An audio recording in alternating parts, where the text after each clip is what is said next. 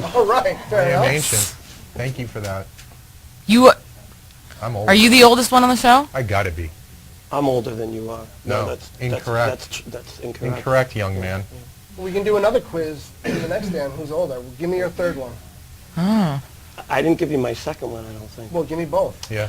At the same time? Yes. like two hot It's dogs. tough. It's tough. I would throw out My Aim Is True, Elvis Costello. Great It's a album. great record. I know I didn't put that Look, on the you've list. kind of redeemed That yourself was, right you there know, with him. We're like this. Now it's... Well, no, but I mean, I'm going to get by the Guns N' Roses thing. Well, I mean, if you're talking about records that you still listen to, that still have relevance, you know, that one. That's how I gauge that it, one like kicks what I some always ass, go back to, you know? Not only do I still listen to that Elvis Costello record, but every time that idiot puts out a reissue, like every year he decides to do a reissue of the reissue of the reissue, and I probably have like, I don't know, like 7 copies of this year's model, like between vinyl and the many reissues that he's done of that. So, and probably same thing with My Aim Is True, and that is an amazing album, and it's an amazing sounding album to take your. Absolutely, still sounds great, and different rhythm section, I believe, than you know, the records he put out after that. It wasn't with the Attractions. It wasn't, and it sounds awesome. I don't know who those guys are, but they're damn good. Damn good. Phil, your last one? I did 3. I'll do another. Do You have another another one coming up, right? No, I don't. You're done? No, I don't. Then it deteriorates because I'm not really sure who I would fill in the blank. I really like the Cars' first album. I like the Beach Boys' first album. We heard from AC/DC's record. AC/DC's first album is killer, high voltage. That's Come a on, rock and bring it roll on. band from the It is. 70s. It's freaking hot. Aerosmith's first album, I totally dig. I love it. Aerosmith's See, Arrow, first record. that's where I'm gonna draw the line. An Aerosmith. That's I'm gonna punful. draw the line at Aerosmith. 19. I No know- Boz Scaggs references? What? No Boz Scaggs references? Love Lido? Boss Scaggs. What's up with that? Little He's Lido great. for Just everybody? Lido. And what was the other one? There was Lido, and there was the... That's all I got from And Boz. Phil, I want to fill you in, and the band might be able to help me out with this. They're from Boston. Boston? Being from here, you don't have to like Aerosmith. You don't have to. No, you don't have But to. you can. Which, yes, And but, I do. but which Aerosmith And are I you do. talking about? Which Aerosmith are you talking about? They've had several careers. The recent version of Aerosmith is quite different than the first version. 1.0, 2.0. I mean, I love, you know, the first Aerosmith record, and their first body of work, killer. But the stuff that they put out in, you know, when it got all lame and commercial, I think. Sober, when it got all sober. Yes, is the way yes, it was before. sober. Yeah.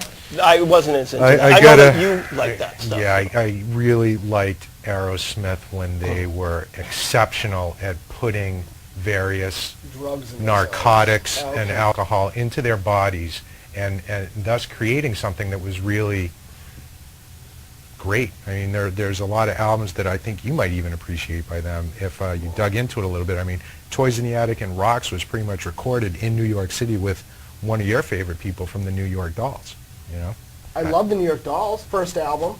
There you go. See, Yeah, but look what I'm bringing to the table right now. Aerosmith, I could do without. But we did talk to Mr. Doug Flutie, Doug, former yep. Patriots fame. Unbelievable drummer. Unbelievable drummer. And Mr. Witnessed Doug it. It was Flutie, great. Mr. Doug Flutie said that his favorite debut album was Boston by Boston. Hey, Go figure. you guys are from Boston. It's hard not to talk about Boston.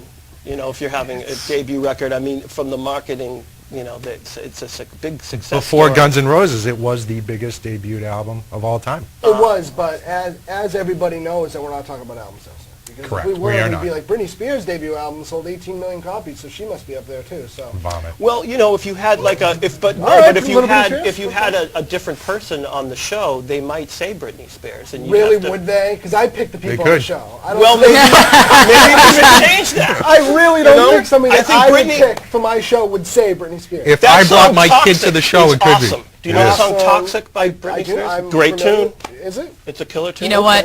what? That's like a guilty pleasure, that song. Thank you. Not guilty. You just Thank said you. it's not guilty. You wouldn't have. Wow. I feel horrible for saying it. You should. I saw Britney Spears in concert once. You See? win Wow. or you lose. See, we're really one or the other. bringing it around. Wow. I'm more into Christina Aguilera than I Britney love Spears. If Christina. we're going to have that Yeah. discussion, I didn't know that this You was know. going to get this way. do you agree with that? I love her. Thank I love you. her. I You know, cut off my toe. You know who else we talked to? My friend and fellow musician, Mr. Peter Gammons. Yep. He likes baseball and he likes Chuck Berry, so I mean, you can't go wrong with that. Love Chuck Berry. And Peter Gammons said Jimi Hendrix. Which Jimi I Hendrix. think I said that. You and Peter Gammons And you share a brain. kind of agree Go with on that. Google. 80 million people say that. Well- I mean, that's, you know, I mean, I agree. If you're going to pick one record, one debut record in the rock genre, who's going to beat the first Jimi Hendrix record? It's hard. Overall. It's like hard. if you took, you know, all the different things. I just that you got through and finished saying I've never heard it. So you Well, can't be you're an asking me. anomaly. Like, I don't know. Thank you very much. I'm glad somebody says that finally. And anybody else have any more honorable mentions? The band, anything? No? Jeff Buckley's Race, which Phil pointed out is not technically his debut record because he put out a live EP, you know, recorded in some restaurant a few years before. But his first studio record, I think an EP doesn't count. It's not a thank full you, length, so. recorded by Andy Wallace in New York in the, you know, early Hot to album. mid-90s. Hot It's an album. amazing record. Nobody really knows. I think he became more popular actually after he passed away. I got a 9 Inch Who doesn't? Nails too. Pretty Right. Hate Machine. Unbelievable. Nine Inch first Nails album. is a boat that I never got on. It's a That's boat all that right. sailed. That for- boat comes into dock all the time. Who's Doc? Yours. No. 9 Inch Nails just didn't get into him. But It's all right. I think that was a very good discussion. I think we I feel disgust. good. Okay. Anybody else have any albums? Anybody? If you guys are paying attention. First Zeppelin. Why do you album? call them albums? Yeah. They're not. Who puts out albums anymore? Back They're then it just- was an album. Back then. Can I? First of all, I'm gonna. Sex Pistols? First of all, I think it's because you're old. Yeah, it is.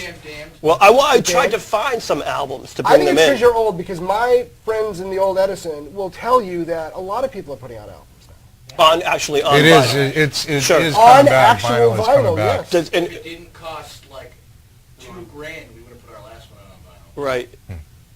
So people still do it, and now. So where do they get the record players? Like people have record players in their houses? I still have. Right. No, I know that you can get the USB, the ones that you plug you can in. just go buy a record player now.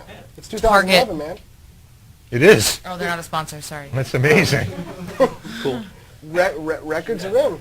Records are in. Records are on small production. It's not like No, you can people go are out and pick going. But it's people like when the latest record comes out, they're going to print 1 million records and put them into stores. It depends on who it is. They will. Really? A Yes, million? sir. No Well, I'm million. not the million? guy counting the too many. records, but I mean, Takes up Right. too much well, space a local now. band can press like 500 records, and 5 years later, there's 300 yeah, of but them if, still in their yeah, but basement. if you get the new I don't know, Arcade Fire record or Mumford & Sons or whoever the new The Braillettes. the Braillettes, you can go and do I'm going to say a local record store, and you can pick up any of those on vinyl.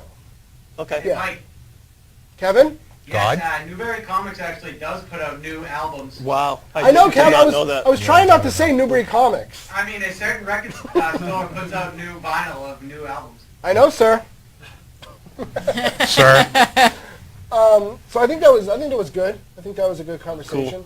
And we have an interview now that my friend, who I've been friends with for years, James Lynch, he's in the Dropkick Murphys, he plays guitar. And went to the House of Blues. We talked to him, and he gave us all the dirt. The new album, Going Out of Style, just The came dirt. out. And check that out. Check this interview out, and we'll be right back. I've seen a lot of sights and traveled many miles, shook 1,000 hands and seen my share of smiles. I've caused some great concern and told one too many lies, and now I see the world through these shadow-jaded eyes. So what if I threw a party and all my friends are there? Acquaintances, relatives, the girls who never care. You'll have a host of rowdy hooligans in a big line out the door. Side by side with 60 bars, We're here with James Lynch of the Dropkick Murphys here at the House of Blues. I got to tell you, this is a little bit weird, as we've I was known each gonna other say- for some time. I was going What to have say you been up it's to? weird, too. Well, I've just been up to a whole lot. I got myself a TV show. What have you been up to? Amazing. Oh, number 6 on the Billboard charts. Well, all right. So as you can see, Happens since we've seen you. as you can see, we're both doing well for ourselves. On our episode that we're playing now, that everybody's watching, we have been discussing our favorite debut albums. Give me a couple of your favorite debut albums. God, couldn't even. It can't be yours. I wouldn't do that anyway. All right. Are you talking like all time? All time. All time? All time. I love Dead Boys, Young, Loud, and Snotty. I've been obsessed with that since I was a teenager. I know. Yeah. Amazing debut, I'd say. First Ramones record is gold, That obviously. was mine. There's a special spot in my heart for that first New York Dolls record. These are all pretty obvious, but I grew up with all this, as you know. Yep. And my old man always said, once he heard that piano slide at the beginning of Personality Crisis, his life was never the same, and I think I got that same thing in my blood. Agreed. So the new albums came out, as you said, number 6 on the Billboard charts. Very exciting. That's insane. I'd never look at the Billboard charts otherwise, but it's fun to be on there. I don't think I've looked. I think the last time I looked at the Billboard charts when I was excited when Tom Petty's Full Moon Fever reached number 8, Ooh, good one. 1989. I didn't even know they had him anymore. Why would they? I don't recognize any of the artists surrounding us. Justin Bieber. I know very little about that cat. Well, I know that I was pissed off when I saw him on the cover of Rolling Stone magazine last month. Well, what do you expect? There's nothing to do with rock and roll. I think it's Does offensive. Rolling Stone have anything to do with rock and roll anymore, though? I don't really read it, so I couldn't even tell you that. All right. I was just pissed that he was on the cover. What I wanted to ask is to be a real reporter guy here. When you guys Too weird, man. when you guys are writing a new album, how much do you think of A, keeping that sound, but B, we got to do something different? It must be like a fine line of that. Yeah, I guess it's never something that we discuss, but I think it's always something that we're conscious of, because we're a classic example of if it ain't broke, don't fix it, you know. But I think working with Ted Hutt on this album was exactly the kick in the ass we needed. We didn't change the sound so much as just how we did things. His big thing about the album was he said he wanted people to know that the band could play, and he wanted to play up the folk instruments a lot. I think we're still.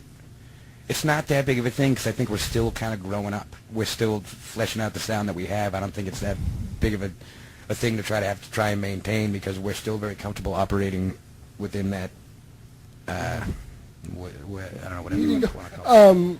So the new album's I want to say a concept album. I've been reading. Yeah, I don't like that word, but See, I don't either. It kind of scared me, but because usually when I hear a concept album, there's a bunch of good songs and then some really shitty ones that kind of are put in order to make the story go along. It was more about the idea of the Irish tradition of storytelling and song, you know. And I found this newspaper report from the 1956 or something about my grandfather coming back from Korea with a Purple Heart. He wasn't even a U.S. citizen yet and everything. And we had been discussing doing the wake scenario for the artwork and everything. And I found this great picture of my grandfather, and I was like, this could be like our guy.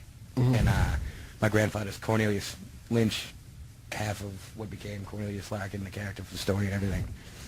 Wow. But it's not like we dreamed up the whole thing and created some whole big elaborate. It's not like The Wall. Or It's nothing. It's absolutely nothing like The Wall. So you've been in Dropkick Murphys what 10 years now? Something like that is unbelievable. Holy. I'm 30 years old, 31. Well, the funny thing is, I'm 33, and when I used to go see the Westies, his old band, I remember them being like, "Who's the old guy?" And I was 21. What? Yeah, we were 17. I know. I was the creep, but I was only 21, so I don't understand where. You had facial hair, so we were all blown away. I just remember the first time we hung out, you got in my car and you'd be like, Mondo Bizarro? I still talk about you because you're the kind of guy that would keep Mondo Bizarro in the car, and I love that about you. Oh, man. It is a very underappreciated record. Isn't it really? I mean, touring's on that? I've never been such a big fan of that number, but there are some gems on it. Let's talk about some music now.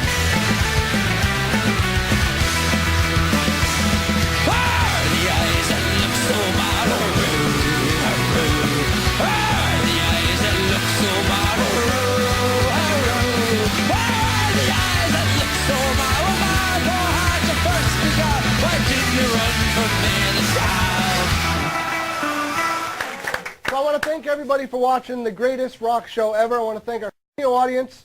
I want to thank my great guests. I want to thank Phil and Jeff and Elise over here. And I want to thank Roster. I want to thank the Dropkick Murphys. I want to thank Jesse Malin, and most of all from Boston. I want to thank the Old Edison to close out.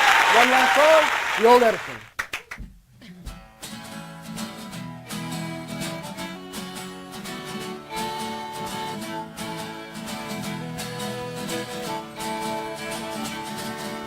heading down south to the land of the past. Thumb my old head